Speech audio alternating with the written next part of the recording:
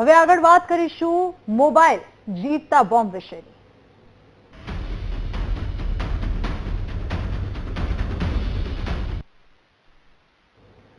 બાળકોને સ્માર્ટફોન આપતા પહેલા વાલીઓ માટે આ ચિંતાજનક સમાચાર સામે આવી રહ્યા છે। વાલીઓ સાવધાન થઈ જજો, કારણ કે કચ્છમાં એક ઘટના ઘટી છે જે ચેતવણીરૂપ કિસ્સો સામે આવ્યો છે। કચ્છના લખપતના ભાડરા ગામે 14 વર્ષના બાળકના ખિસ્સામાં ફોન ફાટ્યો છે, બ્લાસ્ટ થઈ ગયો અને મોબાઈલ બહાર કાઢ્યા બાદ પણ ફોનમાં 2 વાર બ્લાસ્ટ થયા અને ફોનમાં શોર્ટ સર્કિટને કારણે બ્લાસ્ટ થયો એવા સમાચાર પ્રાપ્ત થઈ રહ્યા છે। દુર્ઘટનામાં બાળકને સામાન્ય ઈજા પહોંચી।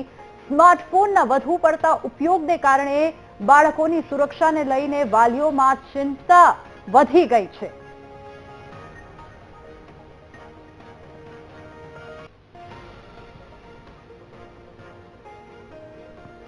તો આજ મુદ્દે ચર્ચા કરવા માટે આપણી સાથે અમદાવાદ પોલિટેકનિક કોલેજથી પ્રોફેસર ઉર્વિશ સોની જોડાઈ ગયા છે। સૌપ્રથમ સર, ખૂબ સ્વાગત છે આપનું વીટીવી ન્યૂઝ પર। આ ચેતવણીરૂપ કિસ્સો છે, મોબાઈલ જે સ્માર્ટફોન લોકોની સુવિધા માટે હોય છે, હવે એક જીવતો બોમ્બ બની ગયો છે। શું કારણ હોઈ શકે છે સર બ્લાસ્ટ થવાનો? જો અલગ અલગ ટેમ્પરેચર પર જે મોબાઈલની અંદરની બેટરી હોય એ રિએક્ટ કરતી હોય છે અને બેટરી જે છે એની અંદર લિથિયમ આયન અથવા લિથિયમ પોલિમરનું કન્સ્ટ્રક્શન હોય છે। આ ટેમ્પરેચરના રિએક્શનના કારણે અથવા ઓવરહીટિંગ કહી શકાય, ઓવરહીટિંગના કારણે આ બેટરીના કેમિકલ રિએક્શનના કારણે બ્લાસ્ટ થઈ શકે।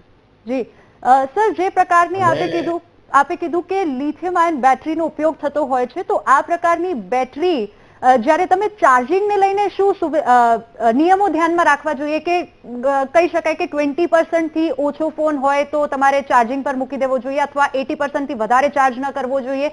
શું ધ્યાનમાં રાખવું જોઈએ ચાર્જિંગને લઈને? કારણ કે જો વધારે પડતું ચાર્જ થઈ જાય ફોન તો પણ નુકસાન કરી શકે છે।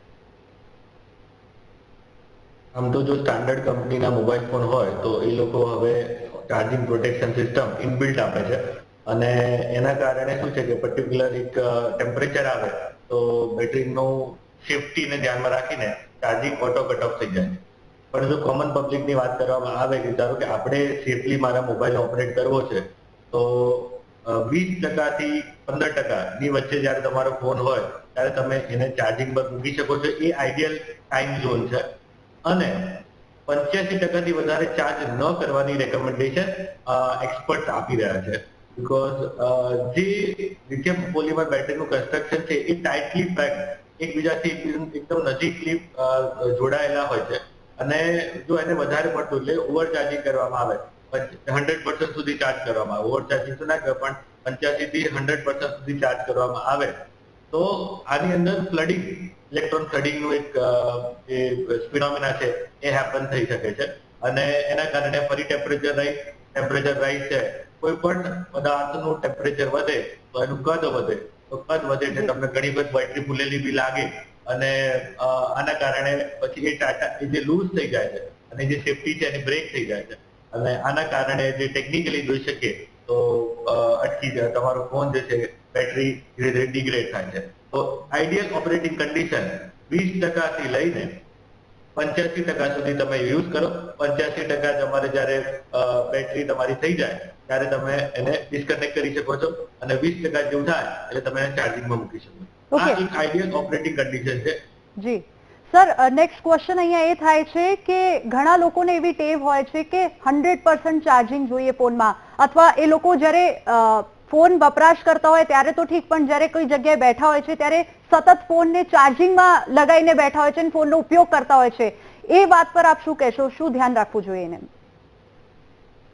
આ બિલકુલ રેકમેન્ડેડ નથી। ફોન ચાર્જિંગ પર લઈને તમે યુઝ કરો અથવા ફોન વાપરો એ રેકમેન્ડેડ નથી। એટલે કોઈ પણ શક્યતા મતલબ જો બહુ જ અર્જન્ટ કામ હોય તો તમે આ કેસનો ઉપયોગ કરી શકો છો, પણ રેકમેન્ડેડ નથી કે જ્યારે લાઈવ વાયર સાથે તમે ફોનને લગાડેલો હોય અને એને તમે કાન પર રાખીને વાત કરો, કે એના ઇલેક્ટ્રોમેગ્નેટિક ફિલ્ડ એનહાન્સ થઈ જાય અને એવા ઘણા બધા સ્ટડીઝ છે કે જેના કારણે તમારા બ્રેનની અંદરના જે કેમિકલ્સ છે એના મોડિફિકેશન, એની અંદરના રેડિયેશનના કારણે એટલે SAR વેલ્યુ, સ્પેસિફિક એક્ઝોશન રેટ, જે તમે કહી શકો છો, જે દરેક મોબાઈલ ફોન કંપનીને આપવું કમ્પલસરી છે અને એની અંદર તમે જોઈ શકો તો એસઆર બે ટાઈપના હોય છે, એસઆર હેડ અને એસઆર બોડી. એટલે તમે બોડી નીચે રાખ્યા હોય ત્યારે એસઆર ની વેલ્યુ અને તમારા હેડ ની જોડે રાખ્યું હોય તો એસઆર ની વેલ્યુ. આ બંને એસઆર ની વેલ્યુને ધ્યાનમાં રાખીને રેકમેન્ડેડ એ છે કે જ્યારે ફોન ચાર્જિંગમાં હોય ત્યારે વાપરવો જોઈએ નહીં. ઇવન તમે રસોડામાં હો કે કોઈ પણ ગરમ નજીક વસ્તુ, જેમ કે અત્યારે શિયાળો ચાલુ થશે તો હીટર ચાલુ થશે ઘરમાં, હીટરની નજીક છે, આ બધી ગરમ જગ્યાએ કોઈ પણ પ્રકારની બેટરીના સાધનો, મોબાઈલ ફોનની જેમાં બી લિથિયમ આયન બેટરી હોય એ ન વાપરવા માટેની સલાહ છે. જી જી, ખૂબ ખૂબ આભાર સર, આપ અમારી સાથે જોડાયા અને લોકોને આ બદલ માહિતી આપી તે બદલ.